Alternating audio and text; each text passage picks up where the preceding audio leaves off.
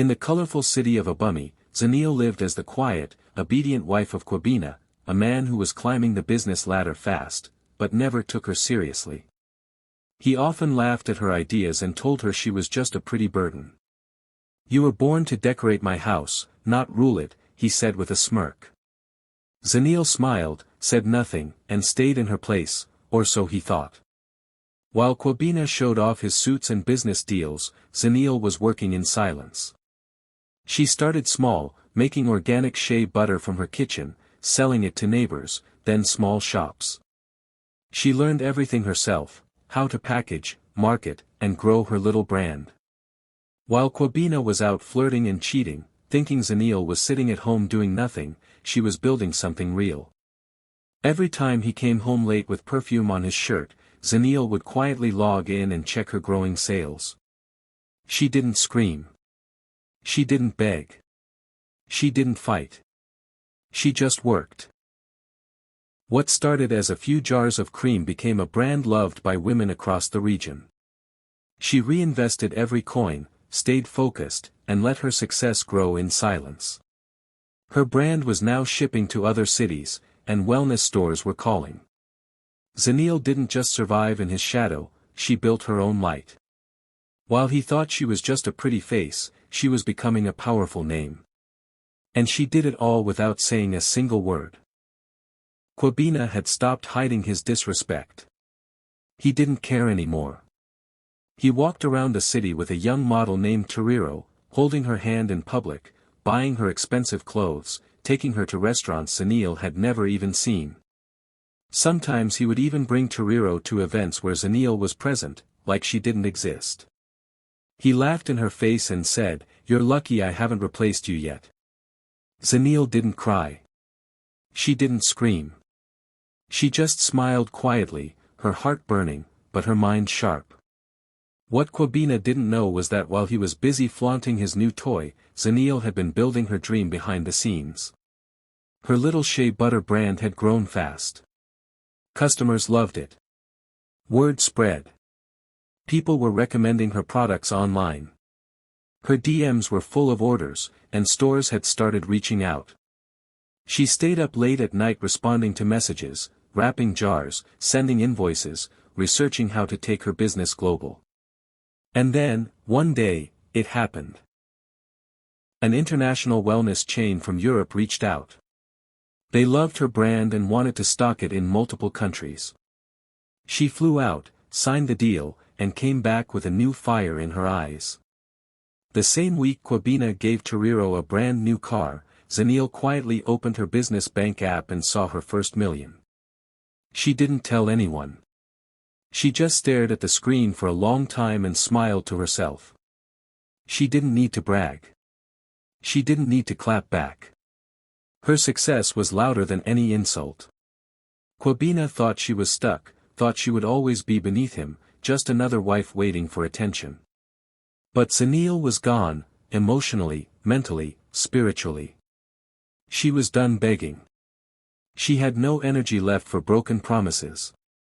Now, she had money, a growing business, and something even more powerful, self-respect. While Kwabena thought he was winning with his flashy new girl, Zanil had already left the race. She had outgrown the pain. She had transformed it into power. She wasn't trying to prove anything to anyone anymore. She was simply living her truth. Kwabena sat across from Zanil in the lawyer's office, a smug smile on his face as he picked up the pen. He looked at her like she was a joke, someone weak and helpless. "You'll be crawling back soon," he said, laughing as he signed the divorce papers without a second thought. He truly believed he had won. In his mind, Zanil had nothing. No money, no business, no power. Just a broken heart and an empty home. He thought she would fall apart without him. What he didn't know was that Zanil had been preparing for this moment for a long time. She hadn't shouted, begged, or fought when he cheated. She hadn't reacted when he mocked her. She had stayed calm. Silent.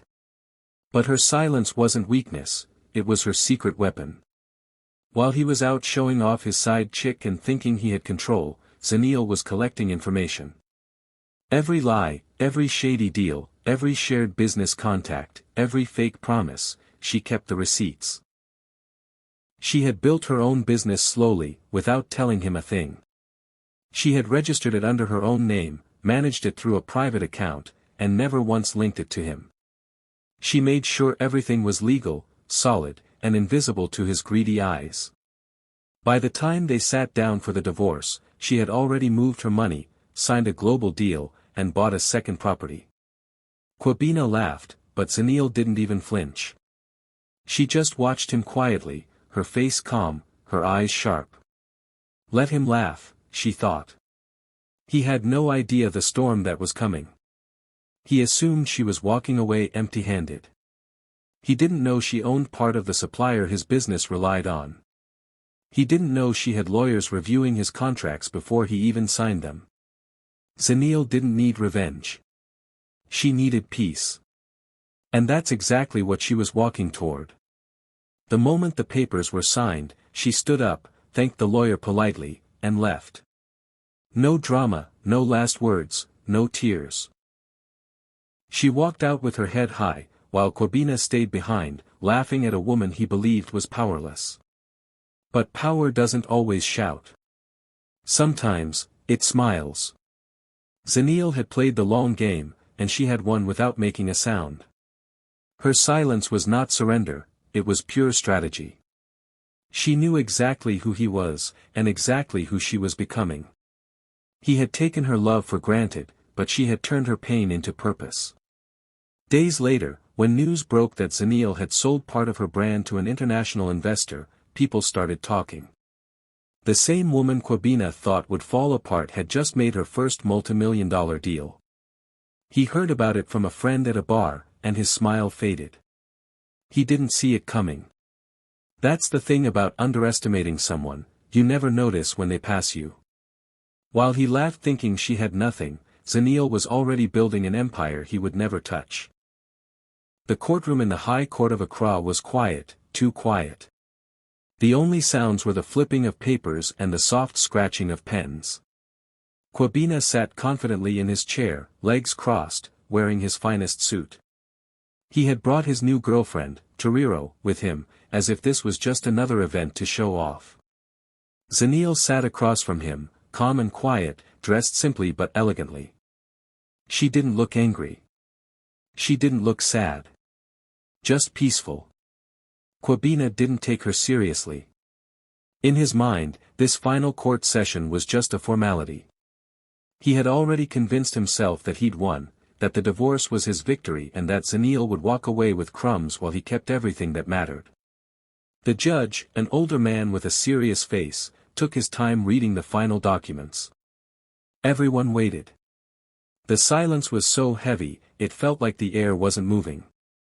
Then the judge looked up and cleared his throat. Mr. Kwabena, he began, looking straight at him, your wife owns 82% of your most profitable supplier. The room froze. Even the pen stopped moving. Kwabena blinked, confused. The judge continued, and as of last week, she sold her shares for $30 million. Suddenly, everything changed. Kwabena's confident smile disappeared. His jaw dropped slightly. He looked around the room, as if hoping someone would tell him this was a joke. But it wasn't. His laugh, the one he had always used to mock and belittle Zanil, died right there in his throat. His voice was gone. He had no words. All this time, he thought he was the businessman, the smart one, the one in control. But Zanil had been playing a different game, a smarter game. While he paraded around town, thinking she was still heartbroken, she had been building connections, investing, and slowly taking over the supply chain his company depended on. Zanil didn't move.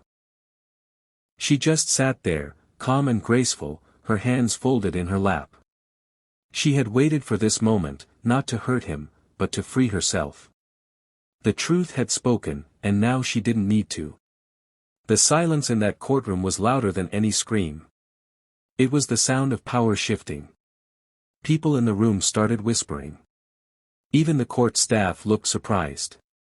Quabina glanced at his lawyer, but the man looked just as shocked. There was nothing they could do.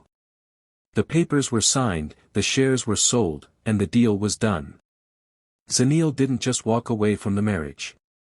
She walked away with more power, more respect, and more peace than he ever imagined. He had tried to embarrass her.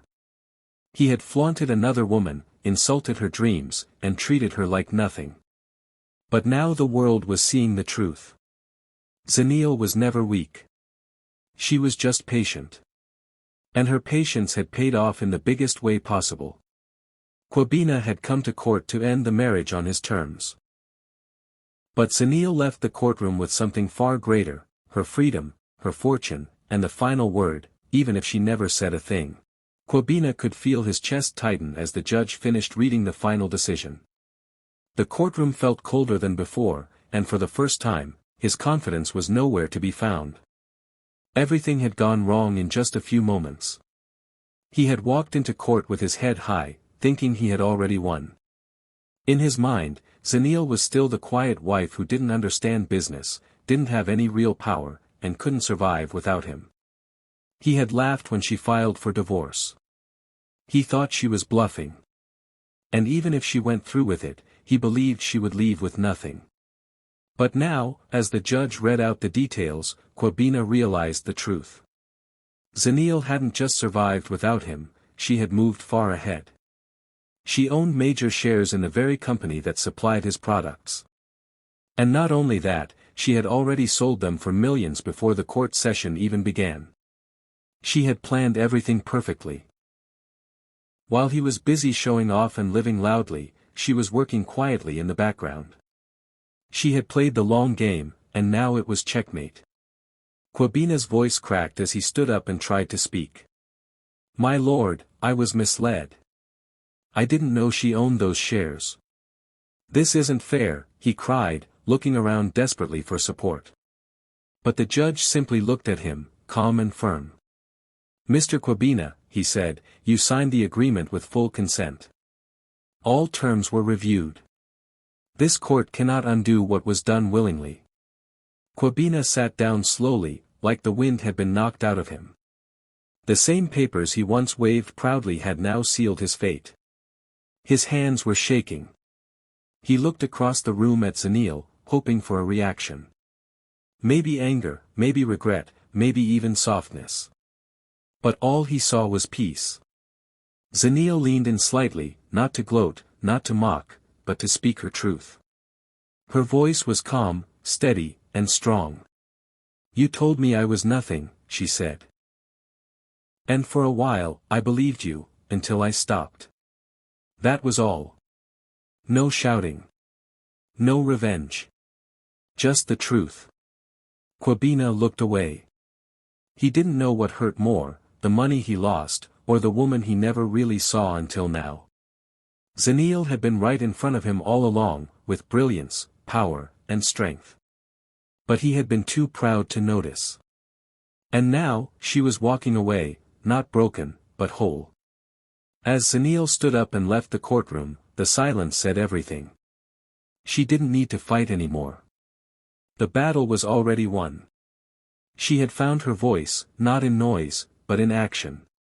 She wasn't just leaving a marriage, she was walking into her future, stronger than ever before.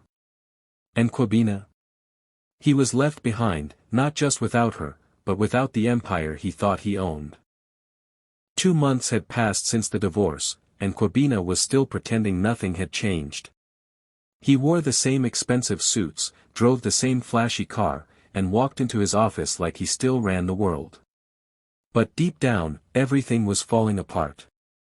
Since Zenil sold her shares and cut off his supply chain, his company had been struggling. Deadlines were missed. Clients were walking away. And worst of all, his pride was bruised. But he still believed he could bounce back, until the morning he walked up to his company's headquarters and saw something that made his heart stop. A foreclosure notice was taped to the door. His company's name had been taken off the front sign. In its place was a brand new one, the Zenil Women's Business Hub, a home for future leaders. At first, he thought it was a mistake. Maybe someone had posted the wrong notice. Maybe the building next door had been sold. But when he tried to go inside, the security guard stopped him. "You're no longer allowed here, sir," the guard said, handing him an envelope. Inside was the truth: the building had been legally sold. All documents were signed. Everything was final. And the new owner? Zenil. She had purchased the entire building, his old headquarters, through a shell company. He never even saw it coming. While he had been busy trying to fix the mess he made, she was working quietly, just like always, setting up something much bigger than revenge. Kwabena stood frozen outside the doors that once opened at his command. Now, they welcomed someone else entirely.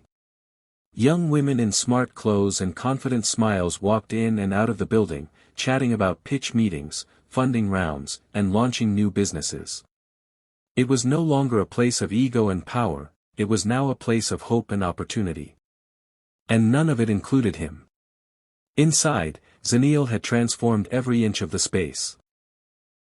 The cold, gray walls that once made her feel small were now covered in bright murals of powerful African women. Conference rooms were filled with energy and fresh ideas. Mentorship sessions were happening. Workshops were being held. Lives were changing. She had turned the same building that once silenced her into a space that lifted others up. Outside, Kwabena could only watch. No one noticed him now. No one asked for his opinion. The world he once ruled had moved on, and the woman he once underestimated had built something far greater than he ever could. Zenil hadn't just walked away. She didn't burn bridges or cause drama. Instead, she planted something new. She took her pain and turned it into purpose. As the sun hit the sign above the building, Kwabena finally understood, this was never just about business. It was about worth, voice, and power. Zenil had found hers. And now, she was giving it to others. She didn't just win. She changed the game. And the building he once called his legacy? It now belonged to her, and every woman brave enough to dream like she did. Kwabena once handed Zenil a fancy gold pen with a smirk on his face. "Sign the divorce papers," he said. "This is the end for you." In his mind, she was finished. A woman with no money, no support, no power. He believed she had nothing left. He even laughed as she quietly signed the papers, thinking he had broken her for good. But what he didn't know was that Zenil wasn't broken, she was just getting started. She kept that same pen. Not out of pain, but as a reminder. A reminder of how far she had come, and how far she was going. Months later, in a tall glass building overlooking the city, Zenil sat across from a team of global investors. Her organic skincare company had grown faster than anyone expected. Orders were pouring in from different countries. Her brand was being recognized around the world. And now, she was about to close her first international investment deal. She reached into her bag, pulled out that gold pen, and smiled. The same pen that once signed her so-called ending was now signing the beginning of something powerful, her legacy. She signed the papers with steady hands and a proud heart. She didn't need to say anything. The moment spoke for itself. While Kwabena laughed at her downfall, Zenil chose to rise. While he mocked her silence, she turned it into strength. That pen didn't mark her ending, it marked her rebirth. She didn't just survive. She built something beautiful. Something lasting. Something that no one could take away.